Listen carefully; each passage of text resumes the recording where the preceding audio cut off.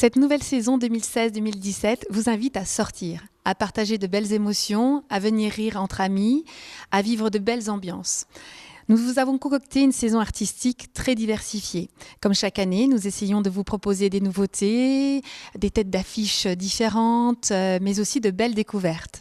On arrive à une grosse trentaine de manifestations en 9 mois, ce qui fait à peu près entre 3 et 4 événements artistiques par mois. Donc c'est une programmation qui est dense, qui accorde une large place à la musique, puisque 14 des événements qui sont mentionnés sont des événements musicaux, avec un éventail en matière musicale qui est très large, puisqu'on va de la musique baroque, puisque ce sera le premier événement au mois de septembre d'ouverture de la saison, jusqu'au rap, en passant par le rap, par le jazz, par évidemment des hommages qui seront rendus à des groupes qu'on connaît bien comme les Beatles, ou à des chanteurs francophones comme Jacques Brel dès le mois d'octobre. Donc la musique a une place très très large, ce qui ne veut pas dire que le théâtre n'est pas présent. Donc 14 événements sur la trentaine donc, musicaux. Le théâtre, à peu près une petite dizaine. Avec à la fois des spectacles d'humoristes, donc il y en a un certain nombre qui sont inscrits au programme, du théâtre classique, puisque nous avons une représentation de Bérénice qui sera proposée par la compagnie Deleusis, qui est une compagnie spinalienne bien connue, qui existe depuis très longtemps, puisqu'elle existait déjà quand j'étais au lycée, donc c'est dire à quel point elle est expérimentée.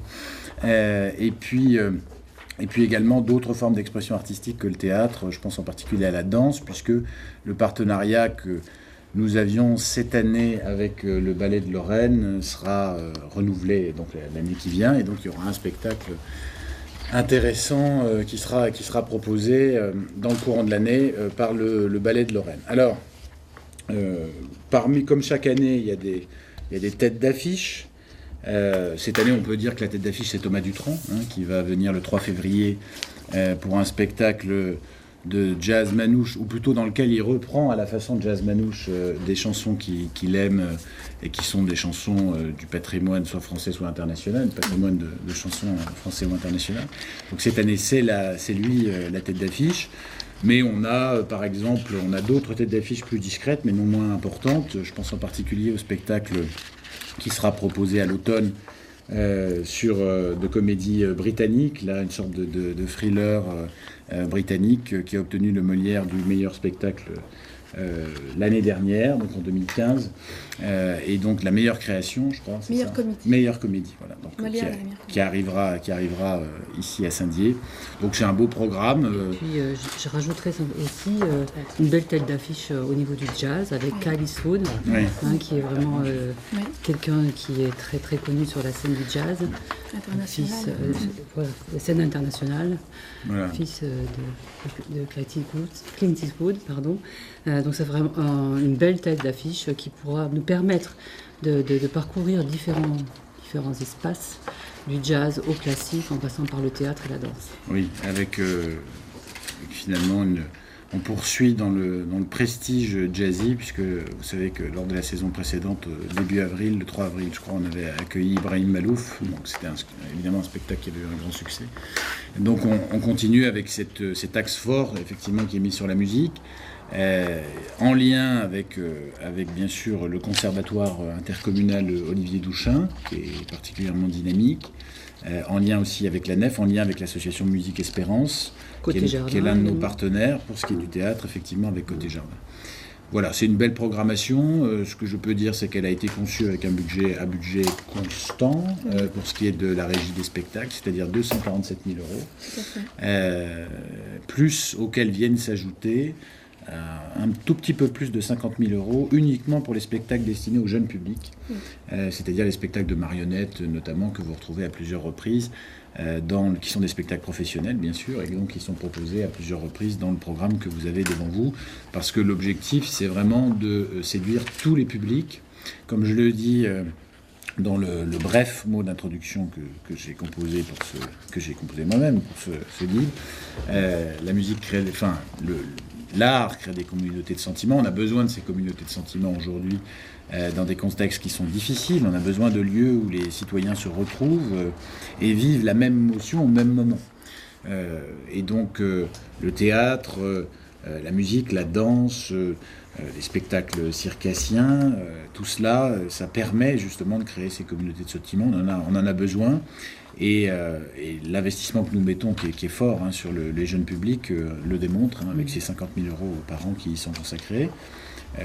Et avec également, pour ce qui est des spectacles plus récurrents, en général des offres spécifiques destinées aux jeunes publics, voire à des publics en difficulté. Je sais que c'est le cas par exemple pour l'association Musique Espérance qui propose systématiquement des billets pour les personnes les plus vulnérables de la ville, que ce soit économiquement ou en raison de leur handicap.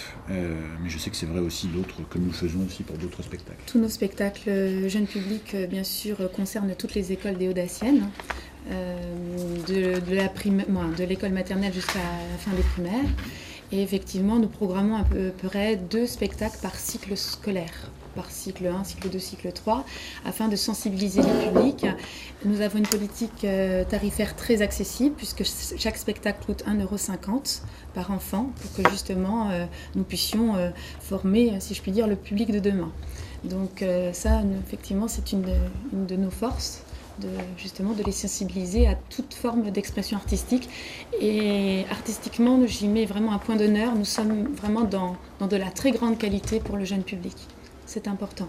Dans tous les univers, pareil, c'est un public qui voyage de saison en saison dans des univers artistiques différents. Donc si on se réfère un petit peu à l'historique de la programmation culturelle dans cette ville, on poursuit ce qui a été fait l'an dernier. L'an dernier, il y avait une réorientation, une réorganisation assez profonde dans laquelle on revenait à l'esprit d'origine de la création de la Nef, qui était celui d'avoir vraiment un lieu de production à la Nef et de diffusion ici à l'espace Georges Sadoul. Cette logique s'était en partie brouillée en 2013 et en 2014, à la faveur des interrègnes comme il en existe. Et donc cette année, nous poursuivons ce que nous avons initié en 2015, qui a bien fonctionné, puisqu'il y a eu une adhésion du public retrouvée avec cette politique.